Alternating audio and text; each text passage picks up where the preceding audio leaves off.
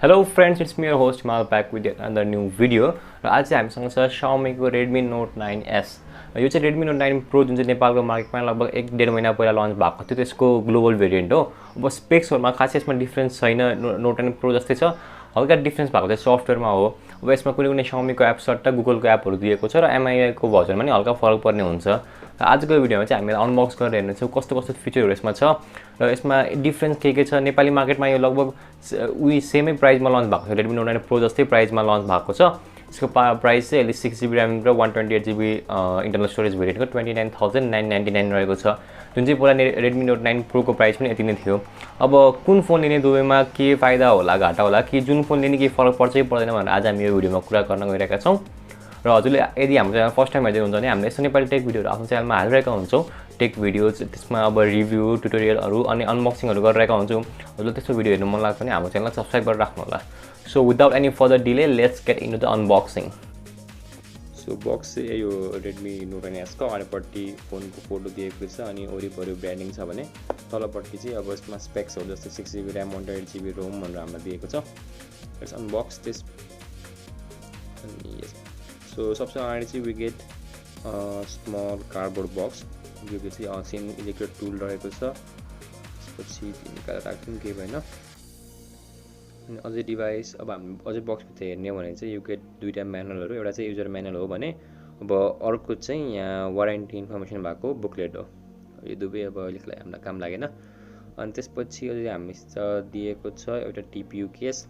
जुन नर्मली सबै अब Redmi को फोनहरुमा आजकल हुने नै गर्छ. ठिकै क्वालिटीको केस हो. अब क्यामेरा हम्प चाहिँ यसले छोपिन्छ. त्यही भएर युज गराकै राम्रो. अनि अझै भित्र हामीसँग छ Redmi Note 9s. Yes, Redmi Note 9s यो चाहिँ नेपाली मार्केटमा भर्खर लन्च भएको हो हैन. अब कलरको कुरा गर्नु पर्दा हामीसँग भएको चाहिँ अरा ब्लू कलरको हो. फिजिकल ओभरभ्यूको कुरा गर्नु पर्दा पछाडी जुन गोरिल्ला ग्लास 5 अगाडि पनि गोरिल्ला ग्लास 5 युज गरिएको छ. फिंगरप्रिन्ट सेन्सर पावर बटनमा छ. अनि त्यसपछि भोल्युम बटनहरु पनि त्यही साइडमा छ. माथि आयर ब्लास्टर, तलपट्टि टाइप सी पोर्ट, हेडफोन ज्याकहरु, स्पिकरहरु दिएको छ. डिभाइस चाहिँ बुट भइराको छ. साइडमा राखौं. अझै बक्समा हेरौं के छ. 18 वाट को एडाप्टर दिएको छ किनभने यसले चाहिँ म्याक्सिमम 18 वाट सम्मको फास्ट चार्जिङ सपोर्ट गर्छ फोनले. त्यही भएर यु गेट 18 वाट को एडाप्टर इन द बक्स. त्यो युज गरेर चाहिँ लगभग 1.5 आवरमा चाहिँ फोन 0 देखि 100% सम्म फुल चार्ज हुन्छ होला. अनि अर्को चाहिँ type C cable. Type C cable पनि राम्रो क्वालिटीको दिएको छ. बक्समा प्रोवाइड गरेको छ. यो सबलाई अब म साइडमा राख्छु अनि let's look in the device. Phone चाहिँ मैले बीचमा एकैछिन खोलेर चलाएको थिएँ, सेटअप गरेको थिएँ. तर फिंगरप्रिन्ट्सहरु चाहिँ अझैसम्म हाल्न पाएको छैन. त्यो चाहिँ म एकछिनमा हालेर तपाईलाई देखाइहाल्छु. फिजिकल ओभरभ्यू सकाउने भने लेफ्ट साइडमा सिम ट्रेहरु रहेछ. त्यसपछि अब एनी हो डिभाइस हैन. फिंगरप्रिन्ट सेन्सरको स्पिड पनि ठिकै छ. एज यु क्यान सी मैले थम्ब ठ्याक्क रेजिस्टर गरेको थिएँ. हाल्दाबित्तिकै बटन क्लिक गर्नु पर्दैन, आफै खुल्छ. अब युआई को कुरा गर्नु पर्दा चाहिँ हल्का Note 9 Pro मा युज भएको युआई भने चाहिँ अलि फरक लाग्यो मलाई. जस्तै त्यहाँ डायलर एप हजुर हेर्न सक्नुहुन्छ. डायलर एप चाहिँ यसमा गुगल को डायलर एप दिएको छ. MIUI को डायलर एप चाहिँ यसमा छैन. र मेसेजिङ एप पनि गुगल कै मेसेजिङ एप छ. अब MIUI कै मेसेजिङ एपहरु पनि राम्रै हुन्थ्यो तर त्यही पनि if you want a different experience यो डिभाइस लिँदा हुन्छ. ब्लुटुथहरु चाहिँ यसमा टन्नै थियो. अब जस्तै गेमहरु, त्यसपछि नेटफ्लिक्स को एप अनि फेसबुक एप र WPS अफिस जस्तो एपहरु पनि थियो.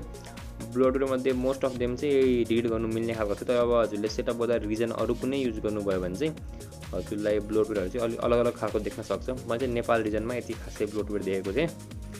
अरु अब यसमा क्यामेराको कुरा गरौँ. क्यामेराको कुरा गर्नु पर्दा चाहिँ अब पछाडिपट्टि क्वाड क्यामेरा सेटअप छ. 14 मेगापिक्सल को प्राइमेरी सेन्सर अनि त्यसपछि 8 मेगापिक्सल को अल्ट्रा वाइड, 5 मेगापिक्सल को यु गेट म्याक्रो अनि डेप्थ पनि दिएको छ यसमा फोटो मोड सर्टको लागि. फिचरहरु अब सबै छ यसमा हैन. नर्मल MI को फोनहरुमा हुने जस्तै HDR मोड, AI मोडहरु, नाइट मोड, त्यसपछि पोर्ट्रेट मोडहरु, 48 megapixel mode. Let's take a sample shot. यसमा अल्ट्रा वाइड पनि दिएको छ. एक्चुअली अल्ट्रा वाइडमा पनि ट्राई गरौँ कस्तो खालको फोटोहरु आउँदो रहेछ. जेनरली अब मिड रेन्ज डिभाइसहरुमा के हुन्छ भने अल्ट्रा वाइड को फोटो त्यति खासै शार्प चाहिँ हुने गर्दैन हैन. हल्का शार्पनेस चाहिँ अलि फरक पर्छ. र 48 मेगापिक्सल को प्राइमेरी क्यामेराले त राम्रै काम गरिरहेको छ. अनि अरू क्यामेरा फिचरको कुरा गर्नुपर्दा 14 मेगापिक्सल मोड भनिहालेँ मैले, नाइट मोड, त्यसपछि प्रो मोड, प्यानोरामा मोड सबै हजुरले पाउनुहुन्छ यसमा। तर अब MI UIको जुन चाहिँ क्यामेरा युज भएको यसमा चाहिँ MI UI 11 मा युज भएको क्यामेरा छ, किनभने यसमा चाहिँ अझसम्म MI UI 12 को अपडेट आएको रहेन रहेछ। भर्खर मैले फोन लिएको 1-1.5 घन्टा भयो होइन, मैले अब यसो वाइफाईमा चेक गर्दा पनि यु गेट एन्ड्रोइड 10 अनि MI UI 11 छ यसमा। र मैले 2-3 रिजनहरू पनि चेन्ज गरेँ मेरो, त्यही पनि मैले चाहिँ MI UI 12 को अपडेट यसमा अझसम्म पाएको छैन, तर छिटै आउँछ होला अपडेट। त्यही भएर अझै एक्स्ट्रा फिचरहरू चाहिँ हजुरले यसमा एड भएको हेर्न सक्नुहुन्छ सफ्टवेयर अपडेट अझै आएपछि। अब डिभाइस राम्रो छ, हातमा समात्दा पनि त्यति खासै भारी छैन, 5000 mAh को ब्याट्री भए पनि, अनि कलर पनि अरा ब्लू कलर मलाई राम्रै लाग्यो।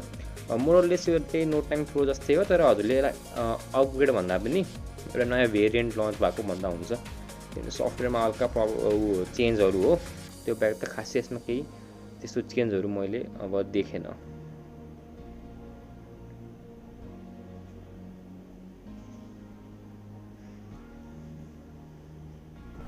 सो यही नै हो अब नोट 9S Xiaomi-को होइन। अब हजुरले यसको पर्फर्मेन्सको बारेमा अझै धेरै जान्नु छ भने यसमा स्न्यापड्रागनको 720G जुन चाहिँ युज भएको छ, Redmi Note 9 Pro Max-मा पनि त्यही युज भएको थियो। अब त्यसको game play, PUBG game play खालको भिडियो पनि हामीले अनबक्सिङमा देखाइसकेका छौँ। अब हजुरले त्यो भिडियो हेर्नु भएको छैन भने चाहिँ तल डिस्क्रिप्सनमा गएर हेर्न सक्नुहुन्छ, पर्फर्मेन्स चाहिन्छ भने हजुरलाई।